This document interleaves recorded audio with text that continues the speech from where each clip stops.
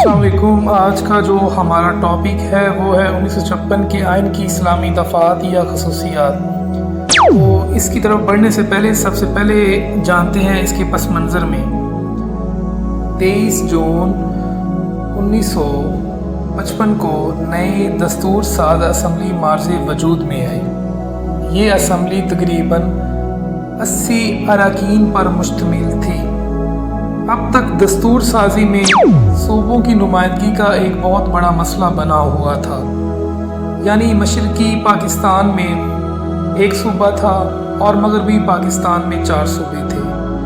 तो इस सिलसिले में चौधरी मोहम्मद अली ने वज़ीर आज़म बनने के बाद इस सिलसिले को पूरी तरह हल किया और मगरबी पाकिस्तान के 4 सूबों यानी सिंध, सरहद, पंजाब और बलूचिस्तान को मिलाकर 1 यूनिट के नाम से एक ही सूबा बना दिया। 14 अक्टूबर 1955 को असम्बली ने इस मंसूबे की मंजूरी दे दी और यूँ पाकिस्तान की आइन साजी में जो एक रुकावट थी वो दूर हो गई। चुनांचे 23 मार्च 1956 को मुल्क का पहला आइन नाफिजुल अमल हो गया। 1956 के आइन की इस्लामी दफ़ात, हाकमियत आला का तस्वर, करारदाद मकासद को जो कि नवाबजादा लियाकत अली खान ने पेश की थी उसको आइन के बतौर इब्तिदाइया यानी प्रीएम्बल के तौर पे शामिल किया गया। इसमें कहा गया कि पूरी कायनात की हाकमियत सिर्फ़ अल्लाह रब्बुल इज़्ज़त के पास है, इस हाकमियत में कोई इसका शरीक नहीं, लिहाजा पाकिस्तानी अवाम अल्लाह ताला की मुकर्रर करदा हदूद के अंदर रहते हुए कानून साजी का इख्तियार रखती है। ये इख्तियारात अल्लाह ताला की मुक़द्दस अमानत हैं। अगला जो पॉइंट है वो है मुल्क का नाम। 1956 के आइन के तहत पहली दफ़ा मुल्क का नाम इस्लामी जमहूरिया पाकिस्तान रखा गया।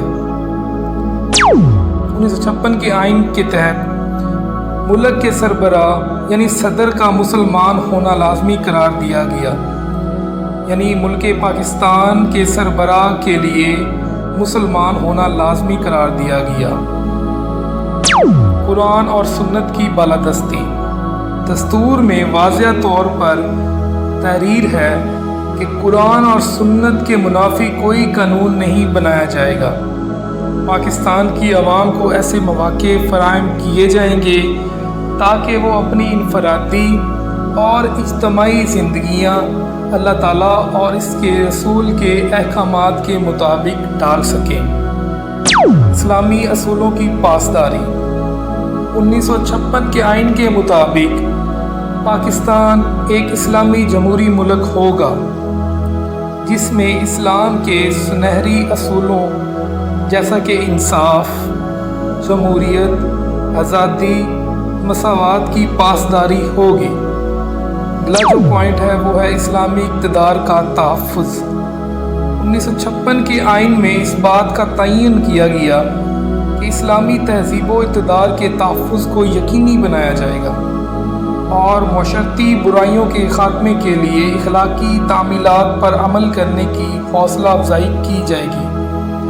ज़ख़ीरा अंदोज़ी, मिलावट, शराब नोशी जैसी लानतों का सद्देबाब कर लिया जाएगा।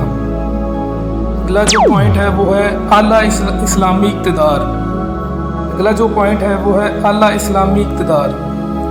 आइन के मुताबिक आला इस्लामी इक़्तिदार की तहफ़्फ़ुज़ और बुराइयों के ख़ात्मे की ज़मानत दी गई। शराब, जुआ जैसी लानतों पर पाबंदी आयद कर दी गई। ज़कात और औक़ाफ़ के निज़ाम का क़याम, 1956 के आइन के तहत ये इकरार किया गया कि हुकूमत ज़कात और औक़ाफ़ का मुनासिब बंदोबस्त करेगी। अगला जो हमारा पॉइंट है वो है अक़लियतों के हकूक़ का तहफ़्फ़ुज़। जैसा कि इस्लाम में भी इस बात का तयन किया गया है और आईन पाकिस्तान में भी इस बात का तयन किया गया कि पाकिस्तान में अक़लियतों के हकूक़ के तहफ़्फ़ुज़ के लिए मुनासिब बंदोबस्त किया जाएगा। इन्हें अपने मज़हब में पूरी आज़ादी हासिल होगी और इसी तरह मजहबी फ़राइज़ अदा करने और अपनी सकाफ़त को फ़रोग़ देने की भी मुकम्मल आज़ादी होगी।